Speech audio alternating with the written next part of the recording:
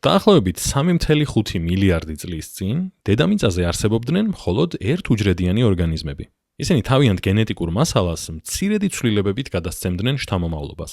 დიდი დროის განმავლობაში ეს ცვლილებები იწვევდა ახალი სახეობების გაჩენას და საბოლოოდ წარმოიშვა თანამედროვე ორგანიზმების უდიდესი მრავალფეროვნება. ზოგიერთი ორგანიზმი ერთმანეთთან უფრო ახლო საერთო წინაპარს იზიარებს, ვიდრე დანარჩენ ორგანიზმებთან და დანარჩენ სახეობებთან. მეცნიერებმა აღმოაჩინეს მტკიცებულებები, რომ ადამიანები შიმპანზეებთან უფრო ახლო ნათესაობაში ვართ, ვიდრე კურდღლებთან, ხოლო კურდღლებთან უფრო ახლოს ვართ, ვიდრე ზვიგენებთან. ალბათ ჩნდება კითხვა, როგორ ადგენენ მეცნიერები, რამდენად ახლო ნათესაობაში არიან სხვადასხვა სახეობები. რა თქმა უნდა, ზვიგენს პირდაპირ ვერ ვკითხავთ, საერთო წინაპარი ხომ არ გვყავდა 440 მილიონი წლის წინ. ანუ ლაპარაკი რომ შეეძლოს, მაინც ვერ ვკითხავთ, იმიტომ რომ არ ეცოდინება. ცოტა ხნის წინ იქნება დაბადებული თვითონაც. ამიტომ მეცნიერები სხვადასხვა სახეობებს შორის მსგავსებებს და განსხვავებებს სწავლობენ, რათა დაადგინონ მათ შორის ევოლუციური კავშირები. და ევოლუციის მტკიცებულებები სხვადასხვა მეთოდით შეგვიძლია აღმოვაჩინოთ. ნამარხების კვლევით, დნმ-ის ანალიზით და ასევე ემბრიონების განვითარების შედარებით. თუმცა ევოლუციის მტკიცებულებების საპოვნელად მიკროსკოპიც კი არ არის აუცილებელი. ევოლუციის ნიშნები შეგვიძლია შევამჩნიოთ ცოცხალი ორგანიზმების ფიზიკური სტრუქტურების შესწავლით. ერთ-ერთი მნიშვნელოვანი გზა, რომლითაც მეცნიერები დღევანდელ დაკვირვებებს იყენებენ წარსულის ევოლუციური კავშირების დასადგენად, არის ჰომოლოგიური ნიშნების პოვნა. ჰომოლოგიური ნიშნები არის სტრუქტურულად მსგავსი ანატომიური ნაწილები, რომლებიც სხვადასხვა სახეობამ საერთო წინაპრისგან მიიღო. სიტყვა ჰომოლოგიური მოდის ლათინური ფესვიდან და ნიშნავს იგივეს. მაგალითად, თუ დააკვირდები ადამიანის ხელის რენტგენულ გამოსახულებას, დაინახავ ძვლებს. დაინახავ მხრის ძვალს, იდაყვის ძვალს, სხივის ძვალს, მაჯის ძვლებს და ხელის შუა ძვლებს. იგივე სტრუქტურის ნახვა შეგვიძლია ჩიტის ფრთის ჩონჩხშიც.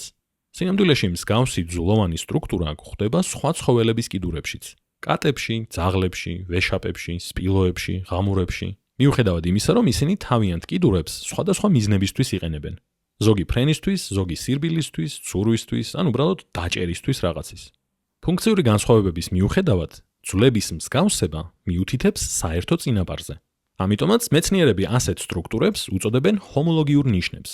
ორი სახეობა, რომელსაც ბევრი ჰომოლოგიური ნიშანი აქვს, სავარაუდოდ უფრო ახლო ნათესაობაშია ერთმანეთთან და უფრო ახლო საერთო წინაპარი ჰყავთ, ვიდრე მათ, ვისაც შედარებით ნაკლები საერთო ნიშანი აქვთ.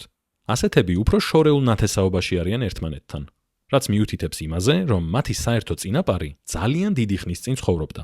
მაგალითად, ჩიტის ფრთა უფრო გავს სტრუქტურულად ხვლიკის ფეხს, ვიდრე ღამურის ფრთას, რაც ნიშნავს იმას, რომ ჩიტი ხვლიკთან უფრო ახლოსაა ნათესაობაში, ვიდრე ღამურასთან.